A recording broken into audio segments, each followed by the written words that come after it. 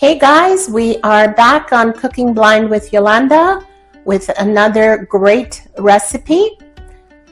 Today we'll be making a sour cream walnut cinnamon coffee cake. This recipe was given to me by my cousin Yvonne, who is also an amazing baker, and she made this cake for me when I was in the hospital.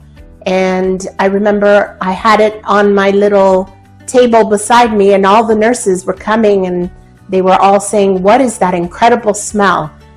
And so I had to share my coffee cake with the nurses, but all good. When I got out, she shared this recipe with me, and it's been one of my favorite cakes to make in my collection that I love to do. So come in the kitchen and let's get baking.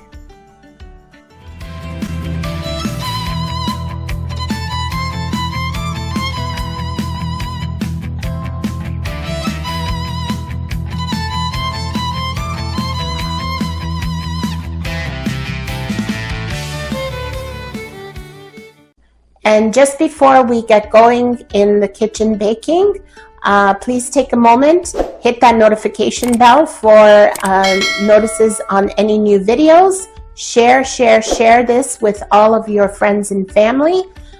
Give me a thumbs up if you like what you see, and comment. I love to read your messages, and please hit that subscribe button. Okay, so let's begin. So what I have here is 1 cup of unsalted butter and 1 cup and 1/4 of granulated sugar. And what I've done already is I've creamed it together. So I would suggest you take your butter out the night before and let it sit at room temperature. It's easier to work with. So we have that, and then here I have 3 eggs and 1 teaspoon of vanilla extract. So I'm going to be pouring that in my butter and sugar mixture, and we're going to just give it a whirl with our hand mixer. And I'm going to do this in the sink because I don't want it splattering anywhere. Give it a couple of whirls.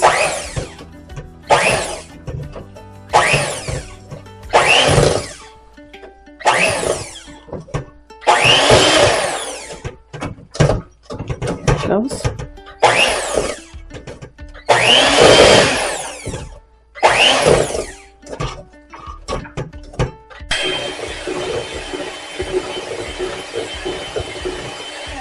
Okay.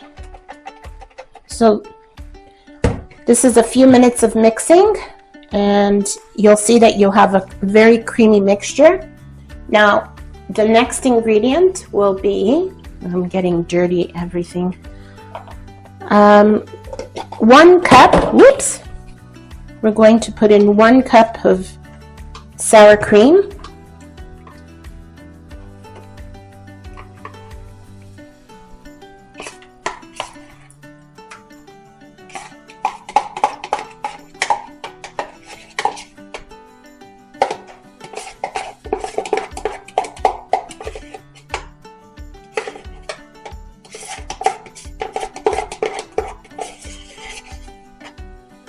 Okay, that should do it. Okay, just put that there, and we'll mix it for another couple of minutes.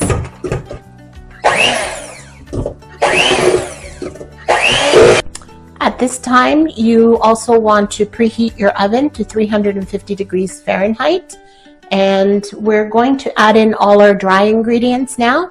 So what I have here in this bowl is 2.5 cups of cake and pastry flour, and it's been sifted with 1 teaspoon of baking soda, 1 teaspoon of baking powder, and 1/4 teaspoon of salt. So we're going to add the dry ingredients to the wet ingredients, and we're going to mix it slowly, and we're going to mix it by hand, not with the mixer. So just add about 1/4 of the mixture at a time. Grab a spatula and just incorporate it into your batter. Okay, you don't want to over mix it. So just as it's coming together, add a little bit more until you're finished. Okay, so it is all incorporated now. As you can see, you have a very thick batter. Okay, so we're ready to go. Put that there. We're going to grab our tube pan. I believe this is an 8-inch tube pan, and it's already been greased. So what we're going to do is you're going to eyeball this and put about half of the mixture into, you're going to spoon it into the tube pan about halfway, and it's very thick, so you're going to have to just kind of put it in, and then you'll have to smooth it out with a spoon. Okay, there we go. And just push it down with your fingers. Okay. Okay, so what I have here is my filling and my topping, and this consists of 1.5 cups of ground walnuts, 6 tablespoons of granulated sugar, and 1 tablespoon of ground cinnamon, and I mixed it all together. And I have about half of my batter here in the tube pan. So what we're going to do is we're going to use, again, eyeball this. We're going to use about half of this. We're going to sprinkle it into our pan on top of the batter, like so.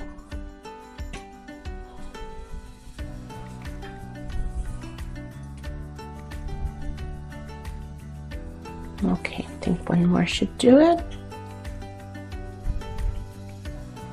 Maybe just a little more. That's about half, I would say. Give and take. Okay. And then what we'll do is I have a knife. And what you're going to do is just with a knife, just swirl it in. Okay, you don't want to mix it in, you just want to gently swirl it in. Okay, there you go.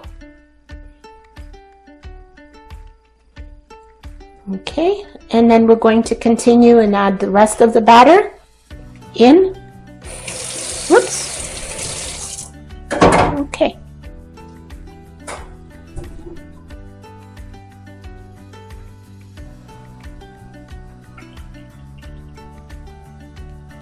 Okay, so we've got the second half of the batter put in. Now we're going to finish off with the ground walnut topping. So we're going to just sprinkle that everywhere.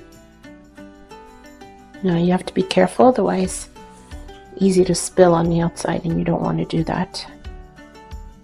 Okay, so just take your time with it.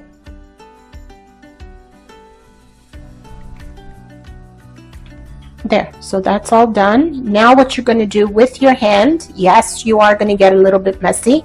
You're going to press this into place. So smooth out the top. You want a uniform. Okay, the batter should not stick to your hands because you have all of this walnut and sugar that should prevent you from getting sticky with the batter. You'll get sticky with the sugar, but it's all good. Okay, push the edges down. Otherwise, when it grows in the oven and it rises, you're gonna get a very uneven cake. So try to make it as even as you can. It doesn't have to be perfect.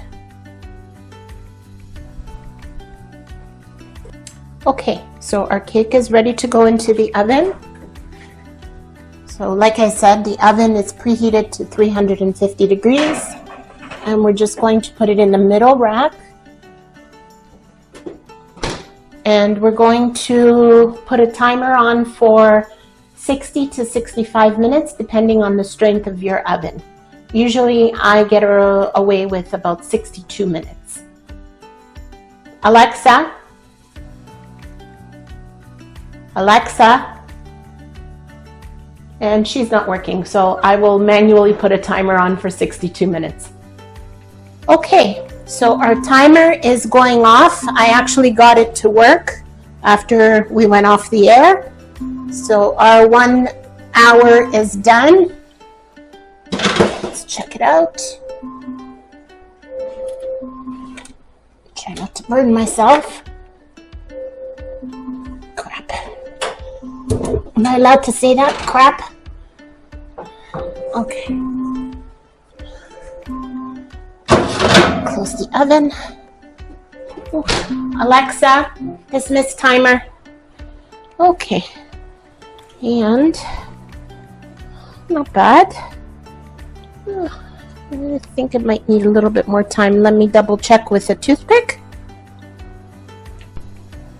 Okay, and I'm just going to poke it with a toothpick and see if it comes out dry, very dry. So I believe this is done. Yep, beautiful. So that's done. We're just going to let it cool for about another hour, and then we'll unmold it and cut it. All right, guys, so I have unmolded the cake. It is now cooled, and you can see the finished product there. And I also sliced into another one that I made shortly after the one that I showed you how to make. So this way you can see the slices, and you can see that it's very moist, but it's a very nice, dense cake. And I'm going to have to try a piece right now because this is my favorite. Oh my gosh, it's so good. It's buttery. It's delicious. So give it a shot. Try it at home. I'm sure you guys will enjoy this immensely. And I will see you guys next time back in my kitchen. Bye.